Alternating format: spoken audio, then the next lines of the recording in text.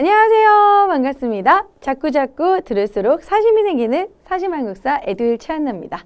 자, 오늘은 우리가 7단원 일제강점기 민족의 독립운동 중에서도 바로 1920년대 무장독립전쟁과 의열투쟁 부분이에요.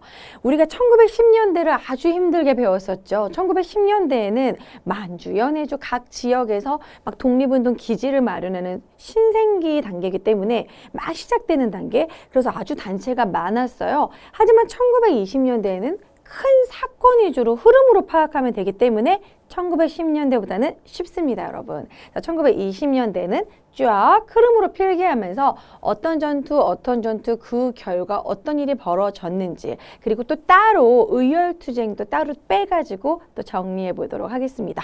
자, 일단은 1920년대는요, 초반에 큰 승리, 그리고 기나긴 시련이라고 얘기할 수 있습니다. 일본이 20년대 초에 우리가 크게 전투를 2번 크게 승리하고 일본의 끊임없는 복수로 인해서 우리가 좀 시련을 겪는 그러한 분위기인데요. 자, 일단 살펴보시면 큰 사건 위주로 좀 얘기를 해본다면 1920년에 바로 봉오동 전투를 시작으로 우리가 큰 전투가 있었습니다. 봉오동 전투는 영화로도 나왔고 워낙 유명하죠. 봉오동 전투가 1920년대 6월에 있었어요. 그래서 우리가 흔히 봉오동 전투는 홍범도 장군, 우리가 그 대한독립군만 기억을 하지만 대한독립군 이외에도 뭐 최진동, 안무 많은 그때 당시에 있었던 그 연합부대가 있었습니다. 그래서 어쨌든 대표 부대는 대한독립군으로 기억하시면 되겠죠. 그래서 대한독립군, 홍범도 장군이 이끄는 이번에 유해가 왔기 때문에 홍범도 장군에 대한 대한독립군에 대한 내용은 나올 수도 있어요. 그 이후에 주변에 있었던 독립군 연합부대 모두 같이 힘을 합쳐서 봉오동 전투에서 크게 승리를 합니다. 이 봉오동 전투 이후로 일본이 사실 이쪽 지역으로 이제 오기 위해서 군대를 투입하기 위해서 사실 훈춘 사건이라는 일을 저지르거든요. 요건 따로 필기하지 않고 말로만 할 건데, 훈춘 사건은 중국 마적단을 돈으로 매수해서 마적단이 여기저기 막 사건 사고를 일으키게 하는 거예요. 그래서 그 마적단을 진압하기 위해서 일본 군대가 그쪽 간도 지역으로 투입한다, 뭐 이런 식으로 오게 하는 그런 사건으로 일본 군대가 또 들어오게 됩니다. 그래서 그것을 또 막기 위해서 우리가 청산리 전투를 일으키게 되는 거죠. 우리 청산리 전투 같은 경우에는 사실 청산리 대첩이라고 하기도 합니다. 왜냐하면 우리의 소수 부대로 일본군에게 큰 피해를 줬거든요. 자, 이것이 1920년대 10월이에요. 여러분들 뭐 연도나 월을 외울 필요는 없어요. 순서로 그냥 그냥 참고로 써놓은 겁니다.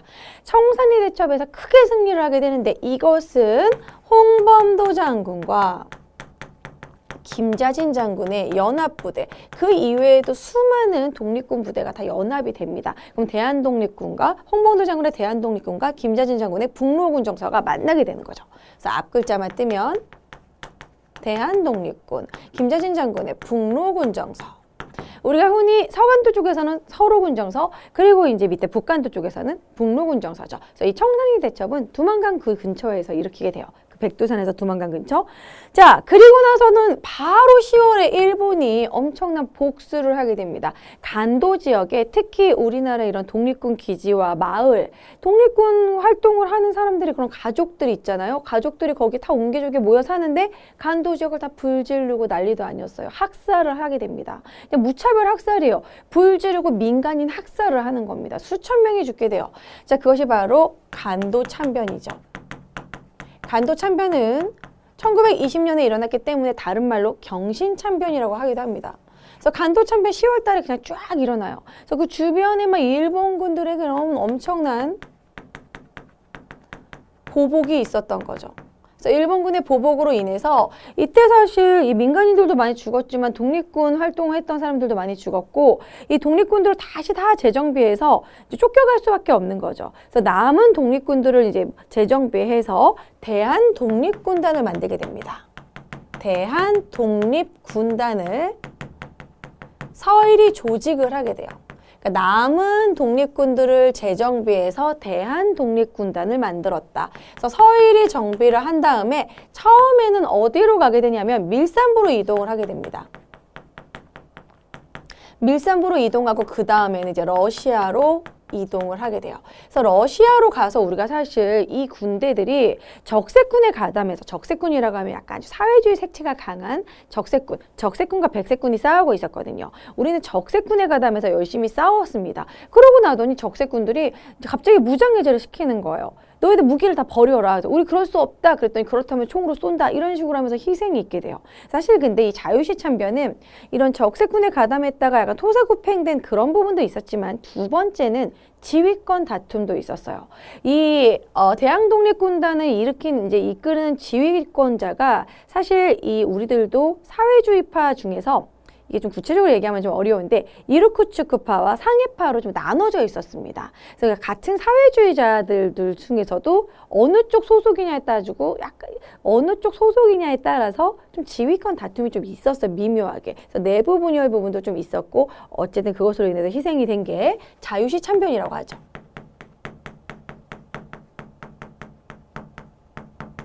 자, 그래서 자유시 참변이 1921년에 러시아 내에서 있게 되죠. 그래서 어쨌든 뭐 적세군에 가담을 했다가 강제로 무장해제 당하면서 이때 좀 희생이 나타났던 사건, 그것이 자유시 참변이라고 할 수 있고요. 자, 그리고 나서는 삼부를 성립하는, 삼부를 좀 뭐랄까 좀 정비하는 시기가 있습니다. 우리 독립군 활동들이 너무나 이게 산발적으로 나눠 있으니까 좀 이렇게 하나로 뭉쳐보자, 이렇게. 이것은 사실 임시정부에서 그런 식으로 지도를 하기도 했고, 세 개로 나눠지게 되는데, 요거는 참정신, 이렇게 외워주면 되거든요. 참의부, 정의부, 신민부. 이런 식으로 해서 순서도 지도에서 참정신이에요. 연도도 순서대로 참정신이고요. 자, 그래서 앞 글자 따서 참정신으로 외워주시면 돼요. 참정신. 자, 이렇게 삼부로 이렇게 성립을 하고서 활동을 하고 있는데 중간에 또 위기가 옵니다. 이 위기는 1925년에 미스야 협정이라고 해서 일본 경무국장 미스야가 중국의 군벌들하고 또 돈으로 매수해서 독립군 한 명당 돈 주겠다. 독립군들 소탕 작전을 하게 됩니다. 그러니까 우리끼리 뭉칠 수밖에 없는 거예요. 그 삼부에서도 또 두 개로 뭉치게 돼요. 삼부를 통합하는 운동이 나타나게 됩니다. 삼부 통합운동. 그래서 통합을 해서 두 개로 나눠지게 되는데요. 만주도 위쪽 북만주, 아래쪽은 남만주. 이렇게 나눠지게 되는데 북만주 쪽에서는 어떻게 뭉쳐지게 되냐면 북만주 쪽은 혁신의회로 뭉쳐지게 되고 남만주 쪽에서는 국민부, 이렇게 국민부로 뭉쳐지게 됩니다. 그래서 혁신의회, 국민부. 자, 그리고 나서는 이제 30년대로 넘어가게 되는데요. 30년대에 우리가 한중연합작전 할 때 또 한 번 나올 거긴 한데 혁신의회 같은 경우에는 이 한국 독립당을 만들게 되고요. 항상 당이 있고 군대가 있고 요런 체제예요. 우리가 이제 당시에는 사실 임시정부가 좀 멀리 떨어져 있으니까 정부 하나 있고 군대 있고 정부 있고 군대 있고 요게 이제 하나의 시스템이었거든요. 그래서 한국 독립당, 한국 독립군, 조선혁명당, 조선혁명군 이렇게 됩니다. 그래서 한국 독립당, 한국 독립군이 형성이 되고요. 누가 이끌었냐면 지청천이 이끌게 됩니다. 그래서 다음에 배우겠지만 한국 독립군하고 이제 중국의 호로군하고 같이 싸우면서 한중연합작전, 뭐 쌍성보전투, 대전자령전투 나중에 배울 거예요. 그런 식으로 한중연합작전을 일으키게 됩니다. 30년대가 되면. 왜냐면 30년대는 1931년에 일본이 만주사변을 일으키고 나서는 중국이랑 우리나라랑 이제 공공의 적이 일본인 거예요. 그러면서 손을 잡을 수 있게 되는 거죠. 자, 그 다음에 이제 국민부는 이제 조선혁명당. 그리고 여기는 약간 사회주의 색채가 좀 있는 곳이었거든요. 그래서 조선혁명당, 혁명 이런 식으로 조선혁명당, 그리고 조선혁명군. 바로 양세봉이 이끄는 조선혁명군은 이렇게 나눠지게 됩니다. 여기까지가 딱 1920년대 내용이에요. 그래서 여기서는 우리가 여러분 흐름을 파악을 하는 게 중요해요. 봉오동 전투, 홍범도 장군 기억하시고요. 봉오동 전투, 그 다음에 청산리 대처. 크게 2번 이기고 나서 그리고 나서는 일제 보복, 간도 참변. 간도의 그런 민간인 마을들을 학살하고 다 불태우고 그랬어요. 그러니까 이제 독립군들이 쫓겨가서 남은 독립군들끼리 모아가지고 하나로 모아서 대한 독립군단을 만들게 되고 누가? 서일이. 바로 중강단에 있었던 서일, 대종교의 서일. 자, 그리고 자유시 참변으로 또 시련을 겪고 그리고 나서 이제 삼부로 참정신 이렇게 삼부로 통합을 하려고 했다가 삼부로 성립을 하고 이제는 아예 2개로 뭉쳐보자. 이제 일본의 탄압이 심하니까 미사협정 때문에 통합이 되면서 북만주, 북쪽에는 혁신의회, 국민부, 혁신의회, 국민의회로 참정신이 또 2개로 나눠지게 되고 혁신의회는 혁 쪽에 히읗이 있잖아요. 이 부분이 여러분 외우기 어려워하니까 혁신의 히읗, 한국독립당의 히읗 이런 식으로 연결을 해주세요. 혁신의회, 한국독립당, 한국독립군 그리고 국민부, 조선혁명당, 조선혁명부 이런 식으로 연결해 주시면 되겠습니다. 자, 그 다음에는 의열단을 우리 하얀색 펜으로 한번 정리해 보도록 할게요. 이 위에는 지금 제가 1920년대 무장독립투쟁을 적은 겁니다.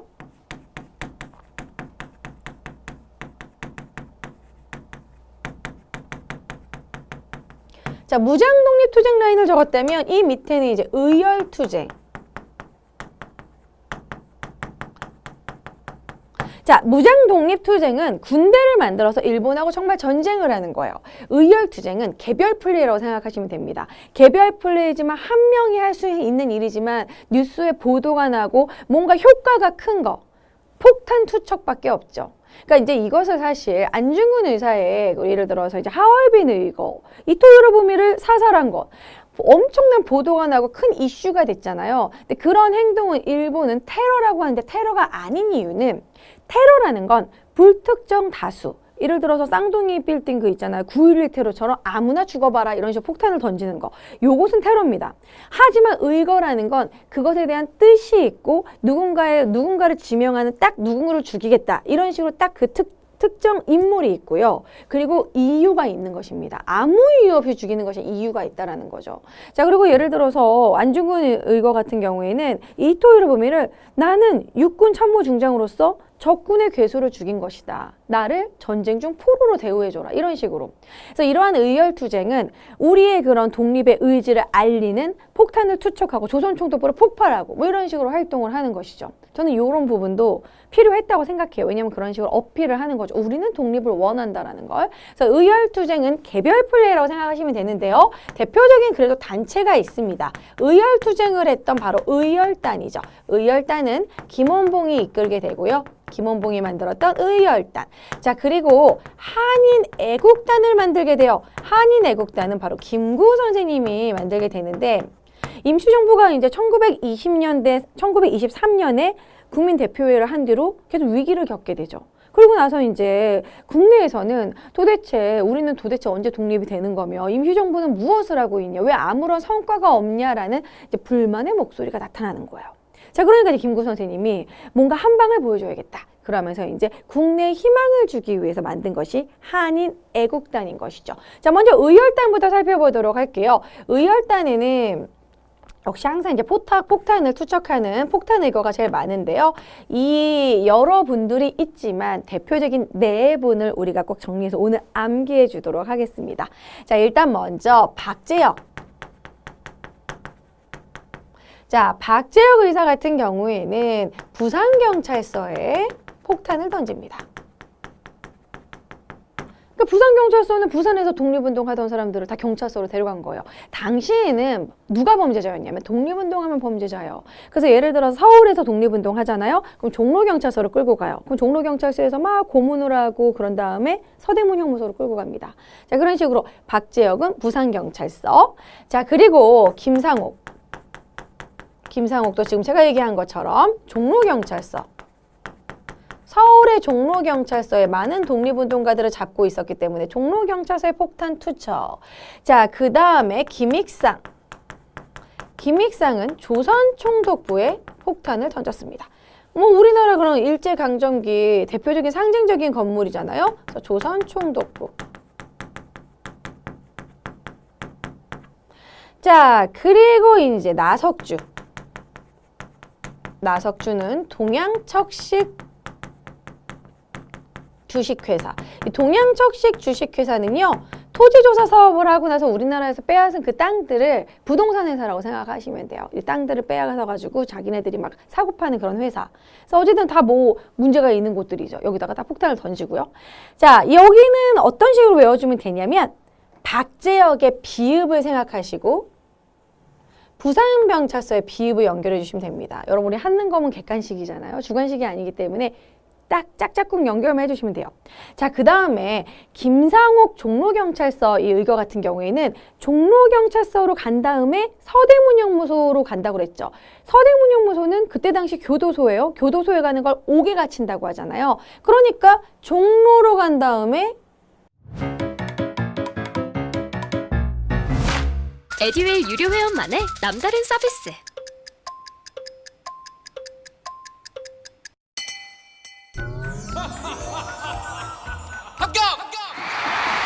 합격하고 돈도 받는 혜택. 오직 에듀윌 유료 회원에게만. 에듀윌. 무료 합격! 옥으로 갇힌다. 종로경찰서 간 다음에 옥으로 가둔다. 이런 식으로 종로경찰서 김상옥. 자, 그리고 김익상 같은 경우에는 가장 그 일제 그 강점기의 대표가 되는 어떻게 보면 일제의 심장에 폭탄을 던진 거잖아요. 조선총독부가. 상을 줘야죠. 상조. 그래서 상을 줘야죠. 그래서 상조 이렇게 외워주시고, 그리고 이제 나도 던지겠다. 나도 폭탄을 던지겠다. 나동 이런 식으로 나석주 동양척식 주식회사 이런 식으로 좀 어떻게든지 좀 따서 이름이 좀 비슷비슷하니까요. 여러분들이 이런 의거 활동을 왜 이렇게 이름이 많고 외울 게 많아 이렇게 투덜거리기보다 이분들은요 이렇게 폭탄 던지고 다 돌아가셨어요. 그리고 이 의열단 멤버들이 또 다 잘생기고 멋집니다. 그런데 사진을 그렇게 많이 찍었어요. 왜 사진을 많이 남겼냐면 오늘이 나의 마지막 날일 수도 있으니까. 그래서 이분들은 항상 사진을 멋있게, 최대한 멋있게 옷을 입고 찍었습니다. 자신의 마지막 모습이니까. 그런 부분에서 눈물이 나요. 왜냐면 하루하루 나는 의거 활동을 하고 언제 죽을지 모른다는 마음으로 살았다라는 거예요. 그래서 그런 분들이기 때문에 우리가 이런 업적 하나씩 좀 외워주자. 이런 마음으로 좀 공부하셨으면 좋겠고요. 그 다음에 한인애국당 같은 경우에는 이봉창, 윤봉길 의사가 있습니다. 자, 먼저 이봉창 의사인데요. 이봉창 의사 참 안타까워요. 폭탄이 불발되는 바람에. 이봉창 의사는 일본어를 유창하게 했고 도쿄에서도 꽤 오래 살았던 그런 모던 보이였어요. 근데 이제 그 일본의 그 유카타를 입고 게다를 끌고 그리고 상가에 찾아옵니다. 그래서 임시정부에 막 문을 두들겨요. 그리고서 뭐라 그러냐면 아니 임시정부는 왜 일왕을 죽일 생각을 안 하냐. 내가 죽이겠다. 근데 이제 그때 당시 복장이 막 일본인 복장이어서 임시정부에서는 이 사람 뭔가 처음엔 그랬어요. 자, 그런데 사실 이봉창은 일본어도 유창하게 잘하고 그러지만 일본 사람한테 엄청난 무시를 당하고 그러면서 반일 감정이 생겼고 내가 일왕을 죽이겠다. 이렇게 먼저 나간 사람이죠. 먼저 이렇게 좀 앞장섰던. 그래서 김구은 선생님이 딱 이봉창의 그 눈빛을 보고 그래, 그러면 도쿄로 가서 일왕의 마차에 폭탄을 던지자. 일왕이 움직일 때. 자, 그래서 이제 폭탄을 제조해가지고 상하이에서 도쿄까지 가는데 배로 엄청 오래 가잖아요. 이 배 안의 습기 때문에 결국 이 폭탄이 습기를 먹으면서 불발이 된 거예요. 그래서 일왕의 마차에 던졌는데 표 그게 빵 터지지 않고 표 터지고 말았어. 말만 조금 다쳤어요. 크게 터지지 않았던 거죠. 그래서 안타깝게도 일왕이 죽지 못했습니다. 그래서 이봉창의 의사는 뭐 일왕의 마차에 일왕 폭탄 의거, 일왕의 마차, 이 구체적으로 쓸 필요는 없겠죠? 일왕 폭탄으로 죽이려고 했다. 폭살 시도. 간단하게 쓸게요. 일왕을 폭살하려고 시도했다. 근데 이때 폭탄이 팍 터지지 않은 부분에 대해서 상하이에서 이런 상하이 신문에서 이렇게 이제 보도를 합니다. 안타깝게도, 그러니까 불행히도 구체적으로는 이봉창이라는 한 청년이 일본 왕에게 폭탄을 던졌지만 불행히도 죽지 않았다. 딱 이렇게 말을 해요. 그래서 이걸 보고 일본에서 열받아가지고 상하이 사변을 일으키게 되는 원인이 됩니다. 상하이 그 신문에서 그렇게 썼기 때문에 불행히도 죽지 않았다. 이렇게 보도를 하게 되고요. 그러니까 이미 이제 중국에서도 반일 감정이 엄청났다 이 부분이죠. 자, 그 다음에 김구은 선생님이 이제 두 번째, 이번에 윤봉길 의사 같은 경우에는 이때는 폭탄을 아주 열심히 제조해요. 김구은 선생님이 안 되겠다. 폭탄 전문가를 데려와라. 그래서 중국에서 폭탄 전문가를 스카우트 해가지고 폭탄을 정교하게 만들기 시작하는데요. 이 윤봉길 같은 경우에는 제가 할 이야기가 많아요. 제가 그 김자동 선생님이라고 임시정부에서 실제로 태어나셨고 김구 선생님 무릎에서 이렇게 놀고 김구 선생님이 업어주고 윤봉길 의사가 업어줬던 그렇게 크셨던 임정둥이라고 부르기도 한 그분인데 그분의 어머니께서 정정화 여사님이라고 임시정부에서 진짜 밥 해주시고 임시정부의 안살림을 맡아서 했던 분이에요. 그래서 정정화 여사님이 윤봉길 의사가 밥을 해주시기도 했다고 합니다. 그래서 이제 밥을 해주시고 윤봉길 의사가 밥을 다 먹고 나서는 밖에 나가서 골목에서 이 짱돌 같은 거를 막 던지시더래요. 그래서 그거를 이제 정정화 여사가 2층에서 보고 아 스트레스를 저렇게 푸나 보다 이 청년이 이렇게 생각했는데 한 3일 뒤에 딱 몰랐던 그러니까 임시정부 그 요원들도 몰랐던 비밀 작전이었던 거죠. 그리고 나서 3일 뒤에 상하이 홍코공원에서 이런 의거가 있었던 거예요. 그러니까 이렇게 이 짱돌을 던지면서 조준 활동을 했던 거예요. 만약에 이 폭탄을 던졌을 때 단상으로 딱 이렇게 들어가지 않고 그 앞에 있는 사람들한테 이게 던진다든지 뒤로 갔으면 실패하게 되는 거잖아요. 딱 정확한 위치에 던지는 연습을 하셨던 거죠. 자, 그리고 사실 윤봉길 이거 활동 관련해서는 이 윤봉길 의사가 예산 출신이기 때문에 이 예산에서 사과를 가지고 와가지고 사과를 배를 통해서 이제 상하이로 오게 해서 사과 장수로 이렇게 변신해서 막 일본 말도 막 쓰고 일본 친구들을 일부러 사귀었대요. 이 상하이 이 홍코우 공원에서 하는 이런 일왕 생일 축제 사실 거기에 초대받기 위해서. 그래서 어쨌든 이런 식의 엄청난 준비 과정이 있었기 때문에 성공할 수 있었다라는 거죠. 폭탄도 불발하지 않았고 윤봉길 의사가 이렇게 던지는 연습도 했고 그 전부터 이제 일본인하고 친하게 지내는 그러한 이제 여러 위장 작전 끝에 성공하게 됩니다. 그래서 윤봉길 의사의 바로 상하이 홍코우 의거에서의 이 의거가 성공하게 되었다.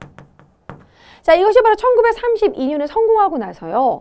이제 중국에서 국민당의 그 장제스가 중국인 100만 대군도 못하는 걸 한국인 청년 한 명이 해냈다. 그러면서 엄청나게 기뻐했고 그 뒤로 중국 국민당 정부가 우리의 독립운동 이 활동을 지원해주는 계기가 됩니다. 그래서 이것이 하나의 기점이 돼요. 하지만 임시정부는 위기를 맞게 되죠. 왜냐하면 이 1932년에 윤봉길 의거 이후로 프랑스에서 너희들을 더 이상 보호해줄 수 없다. 임시정부로 옮겨라. 그 뒤로는 임시정부가 계속 메뚜기 마냥 옮겨다니게 돼요. 그러면서 시련을 겪게 되고 나중에 1940년에 충칭에 안착을 하게 됩니다. 자, 그래서 이 의회 활동은 어떤 식으로 활동을 했는지만 간단하게만 알아두시면 돼요. 그래서 이봉창 의사는 일왕을 폭살하려고 시도했지만 안타깝게도 불발됐고 윤봉길 의거 같은 경우에는 상하이 홍커우 의거가 성공을 했다. 우리가 흔히 도시락 폭탄이라고 하지만 실제로 던진 건 수통 폭탄이고요. 이 도시락 폭탄은 가지고 있었는데 뭐 두 가지 용도라고 해요. 자결용이다. 아니면 서브다. 이제 만약에 수통이 폭발하지 않았을 경우, 저는 둘 다라고 생각해요. 왜냐면 수통이 폭발하지 않았을 경우 이제 이걸 임시용으로 갖고 있는 거죠. 왜냐면 한번 불발된 적이 있었기 때문에. 물론 그걸로 자결할 수도 있고 뭐 이런 식으로. 그래서 어쨌든 의열단, 한인애국단, 의열투쟁도 같이 알아두시기 바랍니다. 이렇게 짝짓기해서 꼭 외워주시고요. 그리고 이제 무장독립투쟁은 흐름으로 이렇게 쭉 파악하시면 될 것 같아요. 자, 그럼 이 부분 한번 교재 중심으로 다시 줄치면서 정리해 보도록 하겠습니다.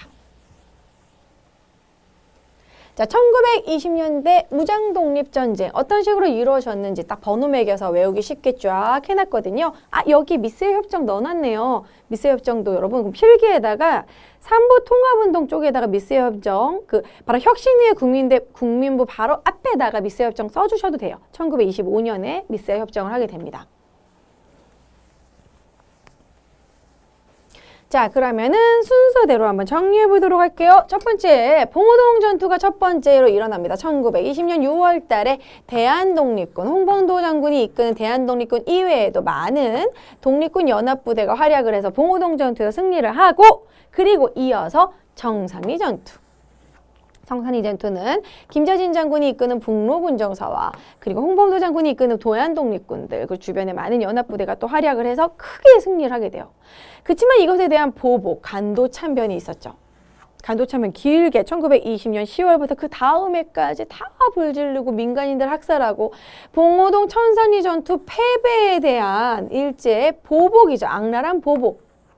자, 그래서 이제 남은 독립군 잔당이라고 하면 좀 그렇죠. 대한독립군 남은 부대들을 모아서 대한독립군단을 만들죠. 서일의 대한독립군단. 그래서 러시아로 이동을 하게 됩니다. 밀산부를 거쳐 러시아로 들어가요. 그래서 러시아 자유시에서 우리가 적세군에 가담해서 열심히 싸웠지만 적세군이 갑자기 이제 무장해제해라. 그래가지고 교전 끝에 조그만 독립군들의 이런 희생이 있었고요. 자, 그리고 이어서는 3부를 성립을 하게 됩니다. 참, 정, 신, 참의부, 정의부, 신민부, 참정신으로 3부를 만들게 돼요. 3부는 나중에 여러분 교재에서 지도로 확인하시면요. 참, 정, 신 딱 순서대로입니다. 자, 그리고 1925년 미스야 협정. 미스야가 이제 그런 장조린에게 군벌한테 독립군들 한 명씩 넘길 때마다 돈 준다.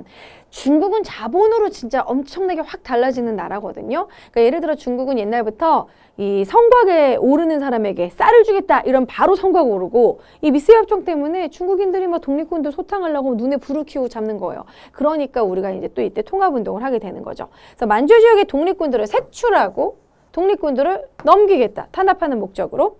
그리고 마지막 3부 통합운동. 이 기존의 3부를 2개로 통합을 하게 됩니다. 혁신의회, 북쪽에는 혁신의회로 뭉치게 되고요. 북쪽 혁신, 히읗 한국독립당에서 한국독립군 지청천이 끄게 되고, 자, 그리고 국민부 같은 경우에는 남만주 쪽으로 조선혁명당, 조선혁명군을 이끌게 된다. 그리고 나서 이들이 나중에 중국군하고 같이 연합을 해서 한중 연합작전으로 1930년대로 이어지게 되는 거죠.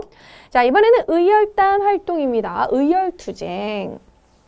자, 의열단들은 무정부주의자들도 많았어요. 나의 의지로 인해서 이렇게 의거 활동을 하는 것이 국가의 소속감을 가지 않는다라는 이런 아나키스트들도 많았는데요. 자, 의열단은 바로 김원봉이 조직을 했고요. 1919년에 만주에서. 자, 일제 요인들, 민족 반역자들을 색출하고 암살하고 시민 통치 기관을 파괴한다. 활동 지침은 이 신채호 선생님의 조선혁명선언을 가지고 했어요. 1923년. 그러니까 이게 의열단이 남들이 보면 자꾸 이것을 테러라고 하고 범죄라고 하니까 우리의 활동 지침을 신채호 선생님이 써주십시오 했더니 신채호 선생님이 너무나 잘 써주신 거예요. 일본이 먼저 강도짓을 했으니 너희들은 집에 강도가 들어오면 어떡할 거냐. 두드러 잡아야지. 우리도 역시 폭력으로 대응할 수밖에 없다. 이런 식으로 우리는 모직, 외교 이런 거 이딴 거 다 버리고 오로지 폭력, 투쟁 이런 식으로 해가지고 이렇게 의열단의 활동 지침을 썼어요. 그래서 폭탄 의거, 자, 비읍 부산경찰서 박재혁 부산경찰서 폭탄 투척.